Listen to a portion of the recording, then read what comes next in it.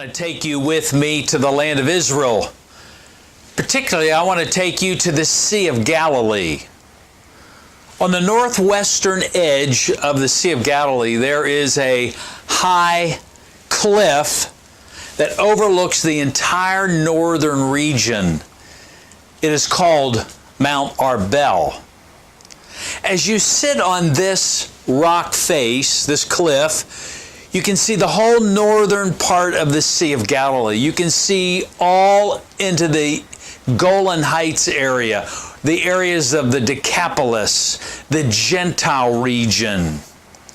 It was this region, the eastern region, in the east side of the sea, that the prophet Isaiah spoke about when he said that the Messiah would be born and he would be a light to the Gentiles out there on the east side.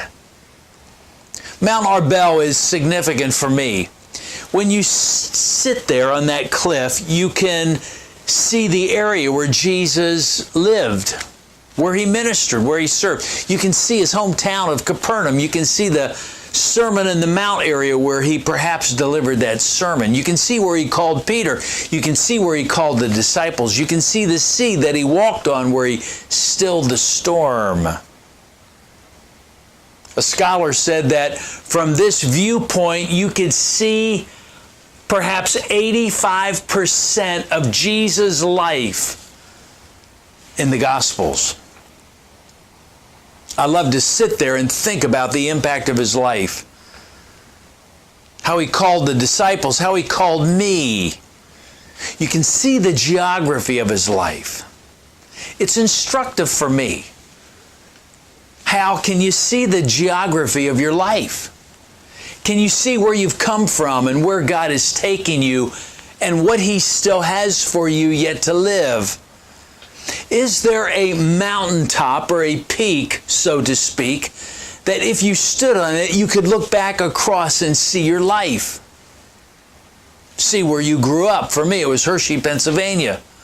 Went to high school there, went to college in Indiana, came to Dallas 1973, and I've been here almost 46 years now.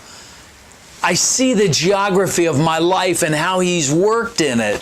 The people have impacted, how I met my wife, our kids, our family, the ministries God has entrusted to us. So I sit there at Arbel and I see the life of Jesus. I sit there on this spiritual mountaintop, so to speak, and I see my life. I see how God has worked. Because without him, it wouldn't be anything. He's the one who explains it. So look across there from Mount Arbel and see the northern Galilean region and see the sea. Imagine what Jesus did there. And then look at your own life. See how God has worked, what he's done in the past, how he's brought you to where you're at now, and anticipate for what he has yet to do in your life, in my marriage, in my family. That's why I'd take you to Mount Arbel. And you and I would sit there and look over the northern part of the sea and the area where Jesus worked. And we would imagine together and maybe prayerfully commit our lives to Jesus and say, Lord Jesus, continue to do that in my life at my age now, or as Browning said in that segment of life where the best is yet to be. Grow old with me, along with me. The best is yet to be. That's what I think about in my own life. And I hope you think about that in your life as well. Let's keep finishing well with every year, every season that God entrusts to us. God bless you.